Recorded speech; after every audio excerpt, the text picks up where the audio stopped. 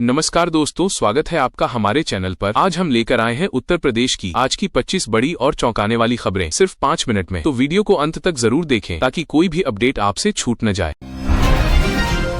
चंदौली से इस वक्त की बड़ी खबर सामने आ रही है, जहां एक निजी अस्पताल में भर्ती महिला मरीज की गोली मारकर हत्या कर दी गई। महिला बिहार की रहने वाली बताई जा रही है। घटना के बाद अस्पताल में अफरा तफरी मच गई, जबकि ग्रामीणों ने आरोपी को पकड़कर पुलिस के हवाले कर दिया।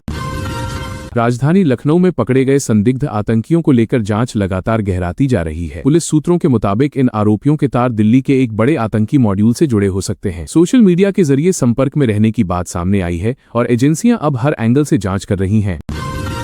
दादरी में पुलिस प्रशासन ने अवैध कारोबार के खिलाफ बड़ा अभियान चलाते हुए अवैध शराब बिक्री और बिना अनुमति संचालित डेयरी पर कार्रवाई की है। बुलडोजर चलाकर अवैध निर्माण ध्वस्त किए गए। प्रशासन का कहना है कि भू माफियाओं और गैरकानूनी धंधों पर आगे भी इसी तरह सख्ती जारी रहेगी।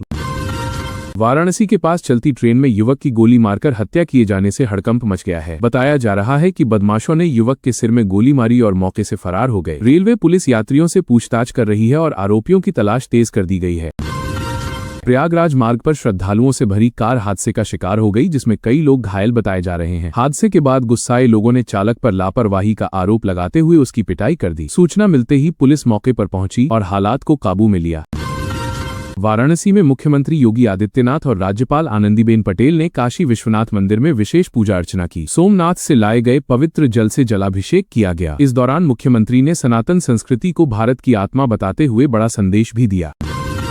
लखनऊ में भाजपा संगठन को लेकर बड़ी हलचल तेज हो गई है। मिशन 2027 की तैयारियों के बीच पार्टी की अहम बैठक में नए प्रदेश पदाधिकारियों और क्षेत्रीय अध्यक्षों को लेकर मंथन किया जा रहा है। सूत्रों के मुताबिक 15 मई तक कई बड़े नामों की घोषणा संभव मानी जा रही है।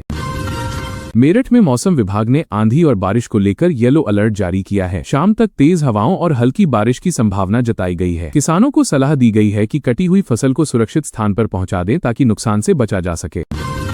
कानपुर को दोबारा औद्योगिक हब बनाने की दिशा में सरकार ने बड़ा कदम उठाया है। एमएसएमई सेक्टर के लिए हजारों करोड़ रुपए का बजट आवंटित किया गया है। इससे छोटे उद्योगों को नई तकनीक, ऋण सुविधा और स्थानीय युवाओं को रोजगार के बेहतर अवसर मिलने की उम्मीद है।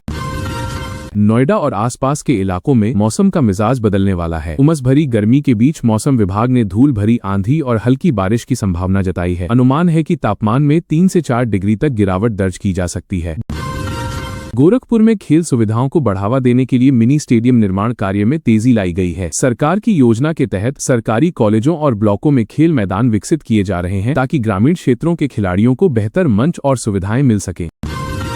सहारनपुर में तेज आंधी और खराब मौसम की वजह से कई इलाकों में बिजली आपूर्ति प्रभावित हो गई है। जगह जगह बिजली के तार टूटने की खबरें सामने आई हैं। विद्युत विभाग की टीमें लगातार मरम्मत कार्य में जुटी हुई हैं और लोगों से सतर्क रहने की अपील की गई है। अलीगढ़ में नई औद्योगिक इकाई स्थापित करने की तैयारी तेज हो गई है। एमएसएमई सेक्टर को मजबूत बनाने के लिए भूमि अधिग्रहण की प्रक्रिया अंतिम चरण में पहुंच चुकी है। सरकार का दावा है कि इससे स्थानीय युवाओं को रोजगार और तकनीकी प्रशिक्षण के नए अवसर मिलेंगे।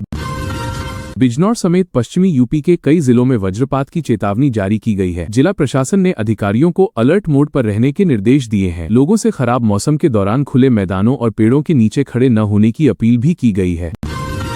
गोंडा में अचानक बदले मौसम ने किसानों की चिंता बढ़ा दी है। हल्की बारिश और ओलावृष्टि की आशंका के चलते खेतों और खलिहानों में रखी गेहूं की फसल को नुकसान पहुंचने का खतरा बना हुआ है। किसान लगातार अपनी उपज को सुरक्षित करने में जुटे हुए हैं। महाराजगंज में खेल सुविधाओं को बढ़ावा देने के लिए सरकार ने 5 करोड़ रुपए की विशेष ग्रांट मंजूर की है। इस राशि से आधुनिक ट्रैक और मिनी स्टेडियम तैयार किए जाएंगे। सीमावर्ती इलाकों के खिलाड़ियों को इससे बेहतर प्रशिक्षण और प्रतियोगिताओं का मौका मिलेगा। मुजफ्फरनगर में धूल भरी आंधी के कारण जनजीवन प्रभावित हुआ है। तेज हवाओं की वजह से सड़कों पर दृश्यता काफी कम हो गई, जिससे हाईवे पर यातायात धीमा पड़ गया। पुलिस प्रशासन ने वाहन चालकों से सावधानी बरतने और हेडलाइट चालू रखकर चलने की अपील की है। सिद्धार्थनगर में मौसम विभाग ने भारी बारिश का अलर्ट जारी किया है। नेपाल सीमा से सटे इलाकों में प्रशासन नदियों के जलस्तर पर लगातार नजर बनाए हुए है। लोगों को सुरक्षित स्थानों पर रहने और अनावश्यक यात्रा से बचने की सलाह दी गई है। बदायूं के ग्रामीण इलाकों में बिजली गिरने की घटनाओं से लोगों में डर का माहौल है। कुछ मकानों को नुकसान पहुंचने की सूचना मिली है। हालांकि राहत की बात यह है कि किसी जनहानि की खबर सामने नहीं आई। प्रशासन ने नुकसान का आंकलन शुरू कर दिया है। हरदोई में मौसम बदलने के बाद लोगों को भीषण गर्मी से राहत मिली है। ठंडी हवाएं चलने और तापमान में गिरावट आने से मौसम सुहावना हो गया है। मौसम विभाग ने देर रात तक बारिश की संभावना जताई है, जिससे उमस और कम हो सकती है। आगरा में खराब मौसम का असर पर्यटन पर भी दिखाई देने लगा है। तेज हवाओं और आंधी की आशंका के कारण ताजमहल पहुंचने वाले पर्यटकों की संख्या में कमी देखी गई। प्रशासन ने पर्यटकों से सुरक्षा निर्देशों का पालन करने और सतर्क रहने की अपील की है। बरेली में नई टेक्सटाइल यूनिट स्थापित होने से रोजगार के नए अवसर खुलने की उम्मीद बढ़ गई है। सरकार की नई औद्योगिक नीति के तहत निवेश को मंजूरी दी गई है। आने वाले समय में हजारों बुनकरों और श्रमिकों को सीधे रोजगार मिलने की संभावना जताई जा रही है। गाजियाबाद में सिविल सेवा परीक्षा की तैयारी कर रहे छात्रों के लिए अच्छी खबर सामने आई है। जामिया सिविल सेवा कोचिंग के आवेदन शुरू कर दिए गए हैं। इच्छुक छात्र 26 मई तक आवेदन कर सकते हैं और सरकारी सहायता के साथ प्रतियोगी परीक्षाओं की तैयारी कर सकेंगे।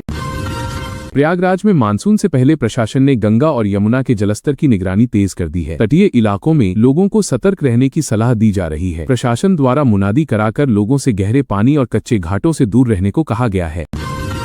मथुरा में सोमनाथ संकल्प महोत्सव को लेकर मंदिरों में विशेष पूजा अर्चना और धार्मिक कार्यक्रम आयोजित किए जा रहे हैं। भारी संख्या में श्रद्धालु दर्शन के लिए पहुंच रहे हैं। भीड़ को देखते हुए प्रशासन ने सुरक्षा व्यवस्था बढ़ाने के साथ कई मार्गों पर ट्रैफिक डायवर्ट किया है।